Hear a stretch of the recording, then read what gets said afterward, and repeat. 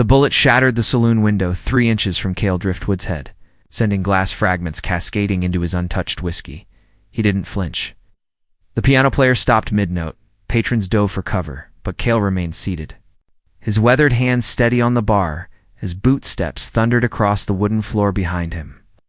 "There's our ghost," snarled a voice dripping with malice. "Cale Driftwood, the man who thinks he can disappear?" Cale's reflection in the mirror behind the bar showed 3 men spreading out, hands hovering over their guns. The leader, a scarred brute with dead eyes, wore a tarnished badge that meant nothing in this god-forsaken territory. Beside him stood twins with matching sneers and matching scars across their throats, the Vex brothers, notorious for their silent kills. "Maddox Crane sends his regards," the leader continued, his voice carrying the weight of a death sentence. "Says you took something that wasn't yours." Cale finally turned, his movement fluid despite the tension crackling through the air. His pale blue eyes, cold as winter frost, settled on each man in turn. When he spoke, his voice was barely above a whisper, yet it cut through the silence like a blade. "Tell Crane I don't have what he's looking for." The leader, Varric the Reaper Thorn, laughed, a sound like grinding bone. "Maybe not on you, but you know where it is. It's the Moonstone cache, Driftwood. Worth more than this entire settlement." Cale's jaw tightened imperceptibly. The cache was legend, a collection of rare gems and gold, hidden by outlaws decades ago. But legends had a way of becoming deadly reality when men like Crane started believing them. "I told you," Cale repeated, his hand drifting closer to the Colt .45 at his hip. "I don't have it." "Then you'll die for nothing," Varric spat, his gun clearing leather. The saloon erupted in chaos. Cale's Colt appeared in his hand like magic, bucking twice before Varric's weapon fully cleared its holster. The Vex brothers moved with practiced precision, but Cale was already in motion, rolling behind an overturned table as bullets splintered the wood. Around him, one of the twins flanked left, while the other pressed forward. Cale's third shot caught the advancing twin center mass, dropping him in a crumpled heap. The remaining brother's eyes widened in fury, and he charged with a knife glinting in his fist. Cale met him halfway, deflecting the blade with his gun barrel and driving an elbow into the man's throat. The twin dropped, gasping, as Cale's boot connected with his temple. Varric lay bleeding on the floor, his gun hand shattered. He looked up at Cale with hatred burning in his eyes. This ain't over, Driftwood. Crane's got 20 men hunting. You can't run forever." "I'm not running anymore," Cale said quietly, holstering his weapon. He pulled out a silver dollar and placed it on the bar. "For the damages," he told the trembling bartender as he walked toward the Batwing doors. Varric's voice followed him. "You think you're protecting something, but you're just delaying the inevitable. Crane will tear this territory apart until he finds that cache." Cale paused at the threshold, his silhouette framed against the dying light. "Then he'll die trying." The door swung shut behind him, leaving the saloon in stunned silence. Outside, his horse waited patiently, as if gunfights were merely another part of their daily routine. Cale mounted up and rode into the gathering dusk, unaware that his quiet life was about to collide with a stranger whose very existence would change everything.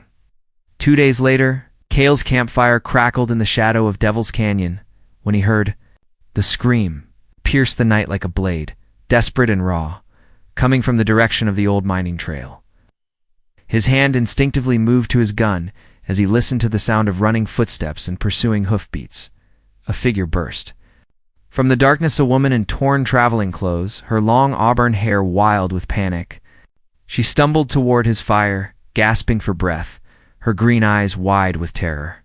"Please," she whispered, collapsing near the flames. "They're coming." Cale studied her face in the firelight. She was beautiful in a way that spoke of cities and culture, not the harsh frontier. Her hands, though dirty from travel, were soft, the hands of someone who'd never known real hardship until now. "Who's coming?" he asked, his voice low and measured. Before she could answer, riders appeared at the canyon's mouth. 5 men, their faces hidden in shadow, but their intent clear from the way they held their weapons. The woman pressed herself against a boulder, trembling.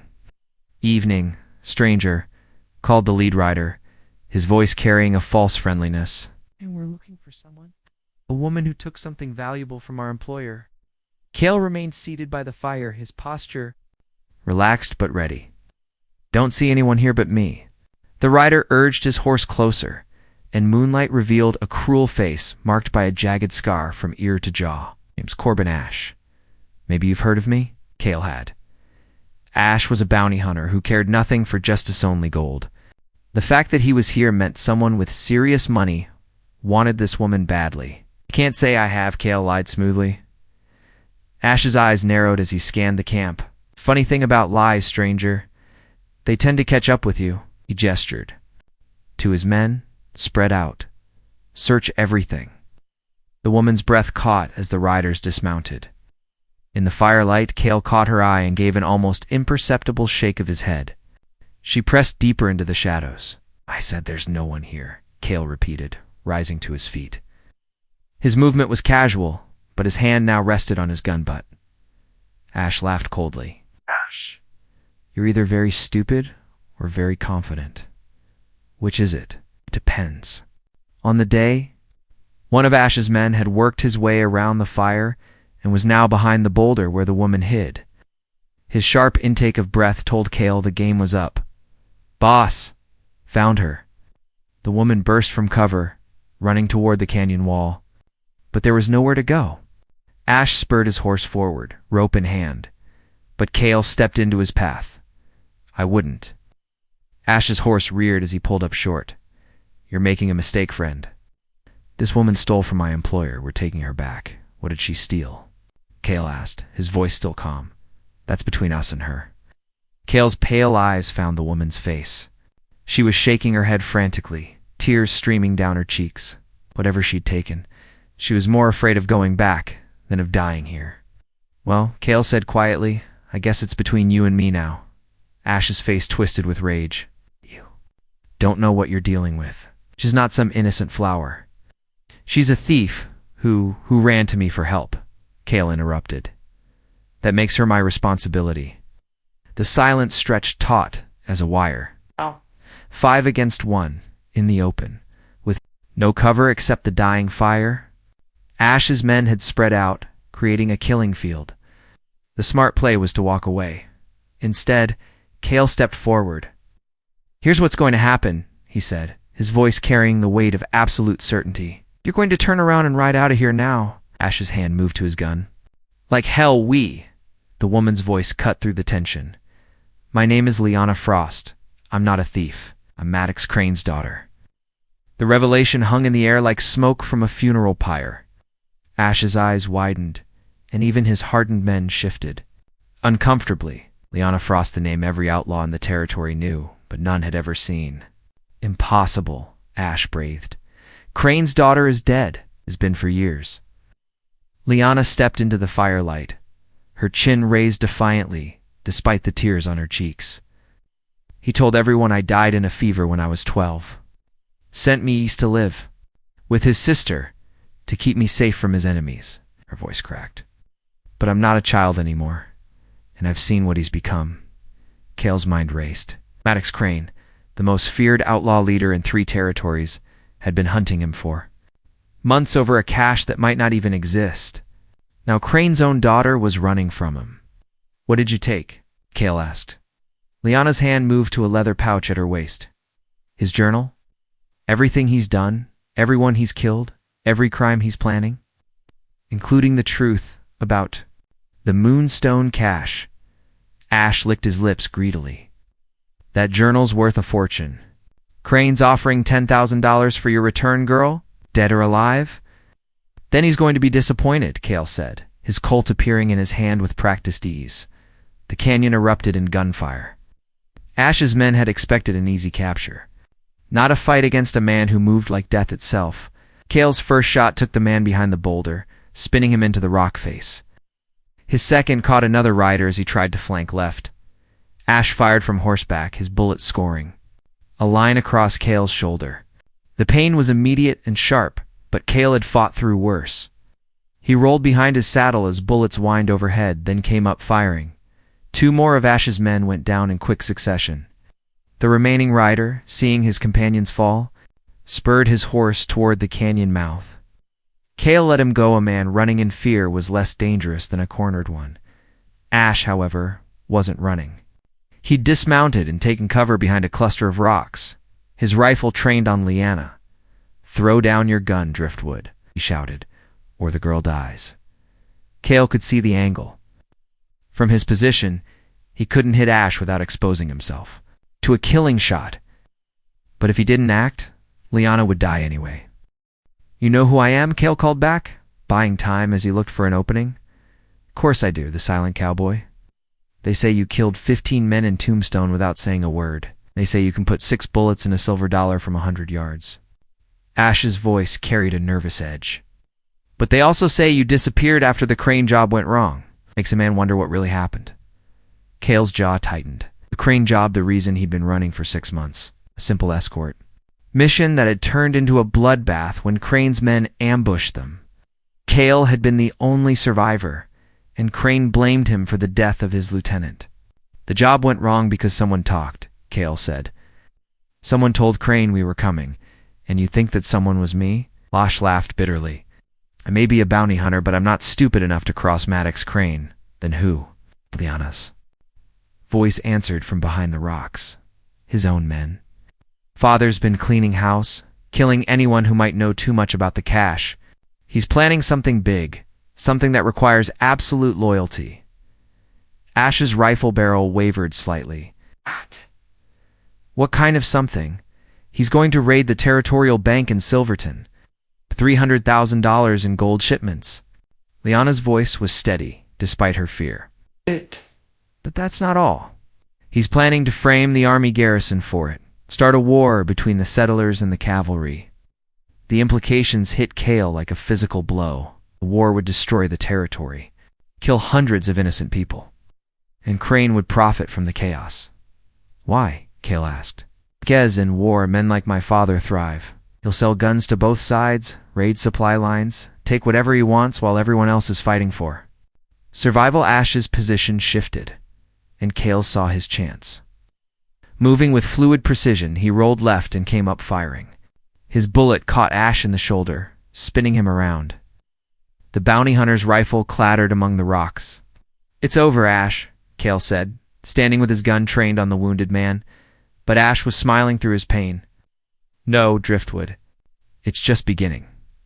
You think killing me changes anything? Crane's got men everywhere, and now he knows his daughter's alive." He coughed, blood speckling his lips. "He'll burn this whole territory to find her." Cale helped Liana to her feet, noting the way she flinched when he touched her arm. "How long since you've eaten? 2 days? Maybe 3? She looked at Ash with a mixture of fear and pity. "He's right, you know. My father won't stop. He can't afford to let me live, not with what I know. Then we make sure he doesn't find you." Liana met his eyes, and he saw steel beneath the fear. "No, we make sure he can't hurt anyone else." They rode through the night, Liana sharing Cale's horse while her mount carried their supplies. She'd told him about growing up in Philadelphia, about the letters from her father that painted him as a successful businessman rather than a killer, about returning to claim her inheritance only to discover the truth. "He didn't recognize me at first," she said, her voice barely audible over the horse's hoofbeats. 20 years changes a person. "But when I told him who I was, when I showed him my mother's locket," ... quotes. She shuddered. The way his eyes lit up, like he'd found the perfect weapon. They stopped at dawn near a hidden spring Cale knew, surrounded by towering pines that would mask their smoke. As he tended to the horse, Liana produced her father's journal from the leather pouch. "He wrote everything down," she said, flipping through pages of cramped handwriting. "Every murder, every raid, every plan. He's completely mad but methodical." About it, Cale accepted the journal, his calloused fingers careful with the brittle pages. The entries dated back 5 years, starting with simple cattle rustling and escalating to cold-blooded murder. But it was the recent entries that made his blood run cold. "The Silverton job," he murmured, reading Crane's plans. "He's going to disguise his men as cavalry, hit the bank, then massacre the real soldiers when they respond, and blame it on territorial tensions," Liana finished. He's already planted stories in the newspapers about army corruption. When the bank gets hit, people will believe the soldiers were involved. Cale closed the journal, his mind working through the implications. How many men does he have? 40, maybe 50. All of them killers. Aliana's voice was steady, but he could see the fear in her eyes. They're absolutely loyal to him. He's convinced them they're building something greater than just an outlaw gang. What about the cash? Is it real? Liana nodded slowly. Oh, it's real, but not where people think it is. She pointed to a map in the journal's back pages. Not golden gems. It's weapons. Enough rifles and ammunition to arm a small army. My father's been collecting them for years, preparing for his war. The pieces clicked into place in Cale's mind. Crane wasn't just planning a bank robbery, he was planning a revolution. The territorial government destabilized, and the army. In chaos, he could carve out his own kingdom. We have to warn them, Cale said. The army, the bank, everyone. Who is going to believe us? A wanted outlaw and a dead woman? Liana's laugh was bitter. They'll think it's a trick. She was right. Cale's reputation preceded him, and even if it didn't, the story was too fantastic to credit. But doing nothing meant watching hundreds of innocent people die. There's another way, Liana said quietly. We use me as bait. Listen to me. She grabbed his arm, her grip surprisingly strong. My father wants me back, but he also wants to keep me secret. If I contact him, tell him I'm willing to come home, he'll meet me somewhere private, somewhere we can get you killed, Cale finished. I won't let you sacrifice yourself. It's not sacrifice if it saves lives. Her green eyes blazed with determination. Besides, I'm not planning to die. I'm planning to end this. Cale studied her face, seeing something he hadn't noticed before. Resemblance to her father that went deeper than blood. The same ruthless calculation, the same willingness to do whatever necessary to achieve her goals. You have a plan. He said, I have an idea, but I need your help. She pulled out a piece of paper. There's a trading post at Devil's Fork, halfway between here and Silverton. The owner, Tobias Grimm, sells information to both sides. If we can get word to my father that I'm there, willing to trade, he'll come with an army. No, he won't. He's too paranoid. He'll come with a small group, maybe 6 men, and try to take me quietly. She smiled, but it was her father's smile, cold and calculating. That's when we spring our trap. Cale felt a chill that had nothing to do with the morning air. What kind of trap? The kind that ends with Maddox Crane dead. And his journal in the hands of the territorial marshal? Her voice was steady, but her hands trembled slightly. I know it's dangerous. No, there's a good chance we'll both die. But if we don't try, a lot of innocent people will die instead, Cale finished. They sat in silence for a moment, the weight of their decision settling between them. Finally, Cale nodded. Devil's Fork it is, but we do this my way. Liana's smile was genuine this time. I wouldn't have it any other. The crack of a rifle shot echoed through the pines, and bark exploded from the tree behind Cale's head. They dove for cover as more shots rang out. The hidden spring suddenly transformed into a killing ground. Ash's friend made it home, Cale said grimly, drawing his Colt. And he brought company. Bullets whined through the pine needles as Cale and Liana pressed themselves against the rocky outcropping near the spring. Through the trees he could see muzzle flashes at least 8 men, maybe more, spread out in a loose semicircle. How did they find us? Liana whispered, her face pale but determined. Ash's man didn't run, Cale replied, checking his ammunition. He circled back, followed our trail, counted the flashes again. That's a lot of men for a simple tracking. Job, a voice called out from the trees. Cale Driftwood. This is Captain Slade of the Territorial Militia. You're surrounded. Send out Crane's daughter, and we'll let you live. Cale's eyes narrowed. Captain Slade was a name he knew, a corrupt officer who'd been cashiered from the army for selling weapons to outlaws. If he was here, it meant Crane's influence reached deeper than anyone suspected. What do you want with the girl? Cale called back. That's not your concern, Driftwood. Just know that cooperation will be rewarded. Resistance will be ... fatal. Liana pulled out her father's journal, her hands shaking slightly. They can't have this. If my father gets it back, he won't, Cale said firmly. He studied their position, noting the narrow gap between two boulders that led to a dry creek bed. Can you shoot? I can try. He handed her his spare revolver. Don't try. Do. His voice was steady, but inside he was calculating odds, angles, distances. 8 men against 2, in open ground with limited ammunition. Not good. On my signal, we move to that creek bed, he said. Stay low, stay quiet, and don't stop moving until you're in cover. Before she could respond, he was already moving, rolling out from behind the rocks and coming up firing. His first shot took one of Slade's men clean through the chest. His second went wide as he dove for a new cover. Now he shouted. Liana ran, clutching the journal to her chest as bullets kicked up dirt around her feet. She made it to the creek bed just as Cale's covering fire forced their attackers to duck. But Slade was smarter than Ash had been. Instead of charging into Cale's guns, he sent 3 men to flank while the others kept up suppressing fire. Cale saw the movement and knew they had minutes at most. There's something else, Liana said, as he slid into the creek bed beside her, about the cash, about why my father is so desperate to get it back. Now's not the time, it is the time, she interrupted. The weapons aren't just for his war, they're stolen from the army. If the authorities find them, they'll trace the serial numbers back to the thefts. My father will hang, but so will everyone who helped him, including Captain Slade. The pieces clicked into place. Slade wasn't just after the journal, he was trying to cover his own tracks, which meant he couldn't afford to let either of them live. How many people know about this? Cale asked. Too many? That's why he's been killing his own men. Iana's. The voice was grim. He can't trust anyone anymore. The flanking party was getting closer. Cale could hear them moving through the underbrush, trying to stay quiet but failing. City men, probably, unused to wilderness tracking. Listen to me, he said quietly. When the shooting starts, you run. Follow this creek bed east until you reach the main trail. Then head for Devil's Fork. Find Marshal Hendricks and give him the journal. What about you? Cale's smile was cold as winter. I'm going to have a conversation with Captain Slade.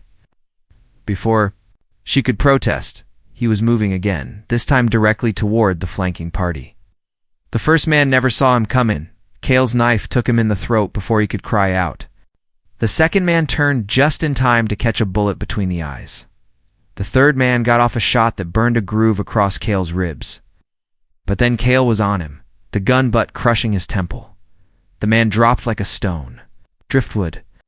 Slade's voice was tight with fury. You're only making this harder on yourself. Cale picked up the fallen man's rifle, checking the ammunition. I'm a hard man to kill, Captain. Ask anyone who's tried. I've got 5 men left, and you're bleeding. This ends one way. Yeah, Cale agreed. It does. He worked his way through the trees, using every shadow and bit of cover. The wound in his side was worse than he'd let on, but he'd fought through worse. Behind him, he could hear Liana moving through the creek bed, following his instructions. First of Slade's remaining men was positioned behind a fallen log, his rifle trained on where Cale had been. He never saw the knife that opened his throat. The second man was more alert, but not alert enough. Cale's captured rifle put him down with a single shot. 3 left, Cale whispered to himself. But Slade had realized his mistake. Instead of trying to hunt Cale in the trees, he'd pulled his men back to the spring, where they could cover each other and wait for their target to come to them. Smart, Cale admitted grudgingly, but not smart enough. He could see them now, Slade and 2. Hard-case gunmen, their backs to the rocks, weapons ready. They'd chosen their position well, good fields of fire and solid cover. Unfortunately for them, Cale had spent 6 months being hunted by men just like them. He knew every trick, every angle, every weakness in their kind of thinking. The pine tree he'd marked earlier was perfectly positioned. A good climber could get 20 feet up, high enough to see over their cover. And Cale had always been good at climbing. The branch held his weight as he settled into position, the captured rifle steady in his hands. From here he could see all. 3 men clearly. Slade was in the middle, a thin man with nervous eyes and quick hands. The other two were standard, muscled, dangerous, but predictable.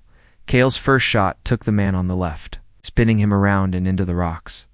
His second caught the man on the right through the shoulder, sending him sprawling. Slade dove for cover, but there was nowhere to go. "It's just you and me now, Captain," Cale called out, working the rifle's bolt.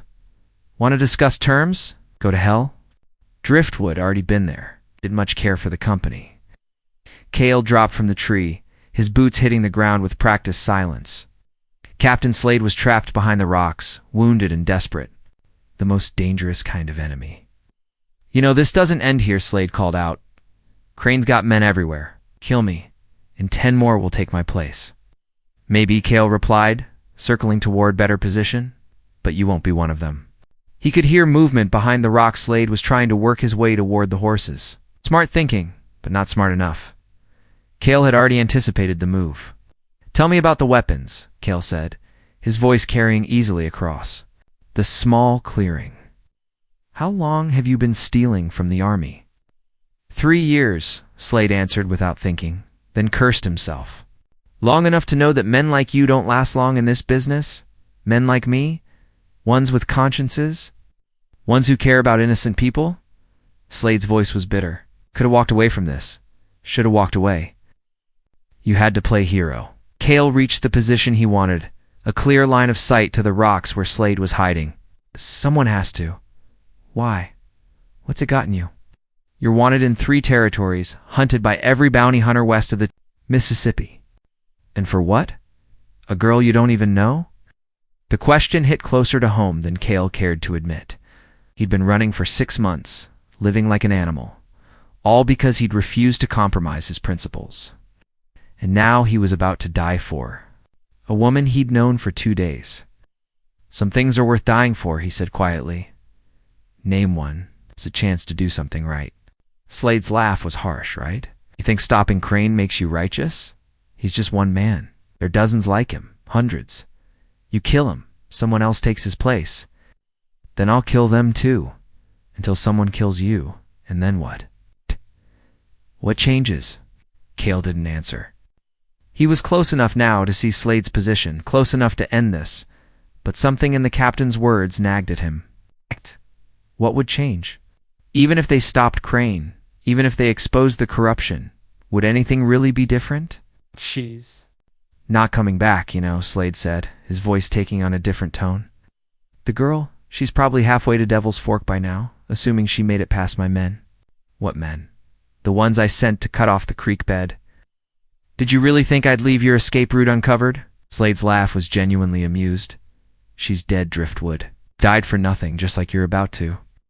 Rage flared in Cale's chest, hot and consuming. But he forced it down, channeled it into cold purpose. "You're lying, am I? Listen." In the distance, faint but unmistakable, came the sound of gunfire. 3 shots, rapid succession, then silence. Cale's blood ran cold. "That's the signal," Slade said. 3 shots means the target's down." "Sorry, hero. Our girlfriend's dead." Cale stepped around the rocks, his rifle trained on Slade's chest. The captain was wounded, blood seeping through his shirt, but his eyes were bright with malicious satisfaction. "Now what, Driftwood? Going to shoot an unarmed man in cold blood?" "You're not unarmed," Cale said, noting the pistol at Slade's hip. "And your blood's been cold for years." "Wait." Slade's voice took on a desperate edge. "I can help you. Know where Crane's hiding, know his plans. We can work together." "I already know his plans. Read them in his journal." "You don't know." "About the backup plan. The one he didn't write down." Slade's eyes were wide now, pleading. If the bank job fails, he's got another target, something bigger. Despite himself, Cale hesitated. "What target?" "It's the governor's train. Next week, traveling to Silverton for the territory's founding celebration. Crane's planning to derail it, kill everyone aboard, and blame it on Indian raids." Slade's voice was rapid, desperate. "Hundreds of people, including women and children. You need me alive to stop it." Cale studied the man's face, looking for tells, for signs of deception. But Slade seemed genuinely terrified, and the story had the ring of truth. "Why should I trust you?" "Because I'm the only one who knows the details. Where, when, how he's planning to do it. Slade struggled to sit up straighter. Let me live, and I'll tell you everything. The distant gunfire came again, 3 more shots, then silence. Cale's jaw tightened. Liana was really dead if she'd died because he'd sent her away, ... The girl's death is on you, Slade said, reading his expression. But you can still save the governor, save all those people. What's more important, Trevenge or justice? Cale lowered his rifle slightly. Tell me about the train. Relief flooded Slade's face. Crane's got men working on the railroad. They're going to remove a section of track at Devil's Canyon. Make it look like a landslide. When the train derails, the crack of a rifle shot echoed through the clearing. Slade's eyes widened in surprise, then went blank as he toppled forward. A neat hole in his forehead. Cale spun, his own rifle coming up, but froze when he saw the shooter. Liana stood at the edge of the clearing, a smoking rifle in her hands. Her face pale but determined. He was lying, she said quietly. Out the train. About everything. Out. It was all in the journal. There's no backup plan. I thought you were dead. The shots. I doubled back when I heard the gunfire. Found 3 of his men waiting in ambush. Her voice was steady, but he could see the toll the killing had taken on her. They weren't expecting a woman to fight back. Cale looked down at Slade's body, then back at Liana. Why didn't you keep running? Because you were right. Some things are worth dying for. She met his eyes. But some things are worth living for, too. 3 days later, they rode into Devil's Fork as the sun painted the sky in shades of gold and crimson. The trading post sat at the crossroads like a weathered sentinel, its windows glowing with lamplight against the gathering dusk. Marshal Hendricks was waiting for them, along with a company of legitimate cavalry soldiers. The journal had preceded them, carried by a rider they'd sent ahead, and the lawman's weathered face was grim with the knowledge of what they'd uncovered. Miss Frost, he said, touching his hat brim. I'm sorry for what you've been through. I'm sorry for what's coming. My father? She asked quietly. Got word to him this morning. He's coming, just like you said he would. 6 men, including himself. They'll be here within the hour. Cale studied the trading post's layout, noting the positions where the soldiers had concealed themselves. Tobias Grimm, the owner, had been more than willing to cooperate once he'd learned about Crane's plans. The man might sell information to both sides, but he drew the line at mass murder. You don't have to be here for this, Cale told Liana. The soldiers can handle it from here. She shook her head. Yes, I do. He's my father. This is my responsibility. Your responsibility was getting us the journal. You've done that? No. Her voice was firm. My responsibility is seeing this through to the end. He needs to know why. He needs to understand that what he's done is wrong. Marshal Hendricks cleared his throat. Miss, I understand your feelings. But this is dangerous. Your father's not coming here to talk. Know exactly what he's coming here to do, Liana replied. But he's still my father. I owe him the chance to surrender. Cale admired her courage even as he questioned her judgment. Maddox Crane was a man who'd ordered the deaths of hundreds, who'd planned to start a war for profit. He wasn't the type to surrender to his own daughter's moral arguments. He won't listen, Cale said gently. Maybe not, but I have to try. She looked at him with those green eyes that had haunted his thoughts for days. You understand that, don't you? The need to do what's right even when it's hopeless. He did understand. It was the same need that had driven him to save her, to risk everything for a stranger. The same need that had kept him fighting when walking away would have been easier. All right, he said, but we do this smart. He talked to him from inside. The trading post, with soldiers covering every exit. At the first sign of trouble, I duck, she finished with a small smile. I'm not suicidal, Cale, just stubborn. The sound of hoofbeats echoed across the valley, and Marshal Hendricks raised his hand. Positions everyone. Remember, we want them alive if possible, but don't take any unnecessary risks. Cale checked his weapons one final time, then looked at Liana. Whatever happens, I want you to know. Don't, she interrupted. Don't say goodbye. Not yet. Through the window, they could see 6 riders approaching the trading post. Maddox Crane rode at their head, a tall man with silver hair and cold eyes that missed nothing.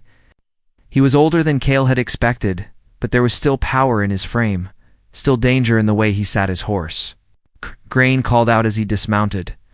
"I know you're in there, girl. Come out, and we'll talk this through like family." Liana stepped onto the porch, her chin raised but her hands trembling slightly. "Hello, Father."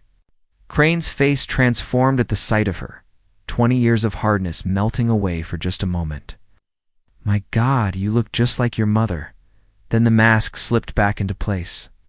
"You've caused me a lot of trouble, daughter. I've caused you trouble." Liana's voice was incredulous. "You've killed innocent people. You're planning to start a war." "I was planning to build something lasting," Crane corrected. "An empire that would span this entire territory. And you were going to help me run it. By murdering hundreds of people, by doing what's necessary." Crane's voice hardened. "You think this territory was built by peaceful men? You think the government cares about people like us?" He gestured to the wilderness around them. "Out here, strength is the only law that matters." "You're wrong," Liana said quietly. "There are other ways, better ways." "Are there?" Crane's eyes flicked to the trading post windows, noting the rifle. Barrels barely visible in the shadows. "Is that why you've brought the army to kill your own father? Brought them to stop you?" "There's a difference. Not from where I'm standing." Crane's hand moved closer to his gun. "Last chance, Liana. Come with me now, and we'll forget this ever happened. Stay, and you'll watch me die. I won't let you hurt anyone else, even if it means losing the only family you have left." Liana's voice broke slightly. "You stopped being my family the moment you chose murder over mercy." Crane's face went cold. "So be it." His hand dropped to his gun. Cale was already moving, stepping through the doorway with his Colt in hand. "Oh, don't do it, Crane." The outlaw leader's eyes widened as he recognized the silent cowboy. "Cale Driftwood. I should have known you'd be in the middle of this." "It's over," Cale said simply. "The journal's already in the marshal's hands. Your men are surrounded. Surrender now, and maybe you'll live to see trial." "Trial?" Crane laughed. "Bitterly? You think I'm going to let some territorial judge decide my fate?" He looked at his daughter one last time. "I'm sorry it has to end this way, Liana, but I won't spend my last years in a cage." His gun-cleared leather was surprising speed for a man his age. But Cale was faster, his Colt bucking in his hand. The bullet took Crane's center mass, staggering him but not dropping him. The outlaw leader's shot went wide, his strength failing as he tried to bring his weapon back on target. Round them, his men were drawing their guns, but the soldiers were already firing from concealment. "Father." Liana started forward, but Cale caught her arm. Crane looked at his daughter, blood spreading across his shirt. "I loved you," he whispered. "Everything I did for you." "I know," she said, tears streaming down her face. "But love isn't enough. Not when it's built on blood." Maddox Crane smiled one last time, then crumpled to the ground. Around him, the gunfight was ending as his men fell or threw down their weapons. The great outlaw leader was dead, his empire dying with him. Marshal Hendricks approached cautiously, his gun still drawn. "It's over," he announced. "Maddox Crane is dead." Liana knelt beside her father's body, her hand touching his still face. "I'm sorry," she whispered. "I'm sorry it had to end this way." Cale holstered his weapon and knelt beside her. "He made his choice, just like you made yours." "Did I do the right thing?" she asked, looking up at him through her tears. "You saved lives, hundreds of them. That's what matters." She nodded, wiping her eyes. "What happens now?" "Now we rebuild," Marshal Hendricks said. "Territory's going to need good people to help clean up the mess Crane left behind. People who understand the difference between justice and revenge." Liana stood, her hand finding Cale's. "And what about us? Happens to us?" Cale looked at this remarkable woman who'd risked everything to do what was right, who'd stood up to her own father to save strangers, who'd shown him that sometimes the greatest courage wasn't in fighting, but in choosing to fight for something bigger than yourself. "I don't know," he said honestly, "but I'd like to find out." She smiled, and for the first time since he'd met her, it reached her eyes. "I'd like that too." As they walked away from the trading post, the sun was setting behind the mountains, painting the sky in shades of hope. The territory was safe, the innocent were protected, and two people who'd found each other in the darkness were walking toward the light. Cale Driftwood, silent cowboy, had found his voice at last. Liana Frost had found something worth living for. In the end, that was the greatest victory of all. The wind carried the scent of sage and new beginnings as they rode toward Devil's Fork, toward a future they would write together. Behind them, the shadows of the past grew longer, but ahead, the dawn was breaking on a new day, and in the distance, barely audible above the wind, came the sound of a Beltha mission bell in Silverton, ringing out the hour of redemption. The territory was free, the innocent were safe, and love had triumphed over hate. Some stories end with gunfire and blood. Others end with hope and the promise of something better. This one ended with both, and with the understanding that sometimes the greatest courage is knowing when to stop fighting and start building. The silent cowboy and the outlaw's daughter rode into the sunset. Their story just beginning, their love forged in fire and tempered by justice, and in the territory they'd helped save, children would grow up free, towns would prosper, and the memory of Maddox Crane would fade into legend. But the memory of those who stood against him, who chose righteousness over survival, love over fear, would live on forever.